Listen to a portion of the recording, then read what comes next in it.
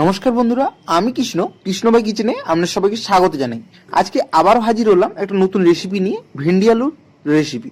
এই রেসিপিটা বানাতে যতটাই সহজ এবং খেতে অতটাই দুর্দান্ত লাগে। এর জন্য আমি নিয়েছি 500 গ্রাম ভেন্ডি। ভেন্ডিগুলোকে সবার প্রথমে আমি ধুয়ে নিয়েছি। ধোয়ার পর এগুলোকে কেটে নেব। এর জন্য সামনের আগাটা আর গোড়াটা কেটে নিতে হবে। দিয়ে একটা মাঝারি সাইজের ছুরি দিয়ে এভাবে কুচি কুচি করে কেটে নিতে হবে। আর এইতে নিয়েছি আলু, আর এতে দিয়ে নিচে কিছু মশলা, যেমন আদা, রসুন, টমেটো আর কিছু কাঁচা লঙ্কা।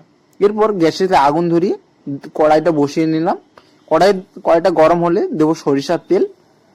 তেল দেওয়ার পর ভেন্ডিগুলোকে সবার প্রথমে ভালোভাবে ভেজে নিতে হবে। এর জন্য ভেন্ডিতে দেবো খানিকটা লবণ আর খানিকটা হলুদ অ্যাড করেছি।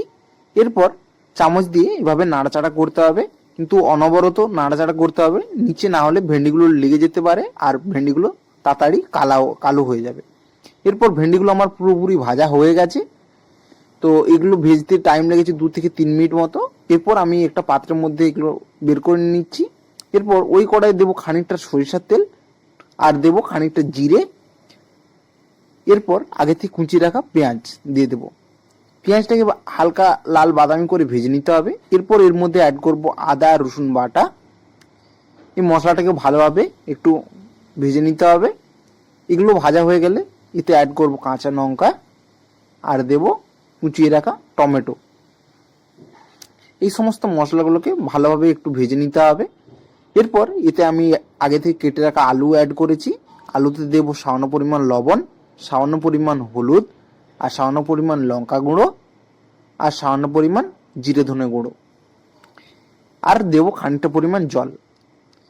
এরপর জল দেওয়ার পর এটাকে আমি 10 মিনিটের মতো এটাকে আমি ঢাকা রেখে দেবো।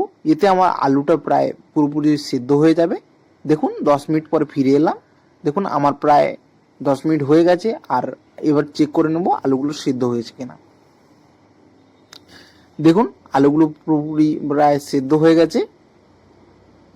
আমি আবারও একটা আলু চেক করে দেখাচ্ছি। দেখুন মশলাটা পুরোপুরিভাবে কষানো হয়ে গেছে। এরপর এর মধ্যে আমি আগে থেকে ভেজে রাখা ভেন্ডিটা অ্যাড করলাম। ভেন্ডিগুলো দেওয়ার পর প্রায় এটাকে 3 থেকে 4 মিনিট ধরে একইভাবে আমি কষিয়ে নেব। কষানো কমপ্লিট হয়ে গেছে। এরপর আমি এতে অ্যাড করে দেবো পরিমাণ মতো জল। আপনারা যেভাবে গ্রেভি রাখবেন সেই অনুযায়ী পানীয় জল অ্যাড করবেন। এরপর আমি এটাকে প্রায় 5 মিনিট ধরে আমি ফুটিয়ে নিয়েছি। ফুটিয়ে নিলেই তৈরি আমাদের এই আজকের ভেন্ডির রেসিপি। এটা বানানো খুবই সহজ বন্ধুরা, আপনারা বাসা বাড়িতে অবশ্যই ট্রাই করবেন। আর চ্যানেলে নতুন এসে থাকলে আর চ্যানেলটিকে সাবস্ক্রাইব করবেন। ভালো থাকবেন, সুস্থ থাকবেন, ধন্যবাদ।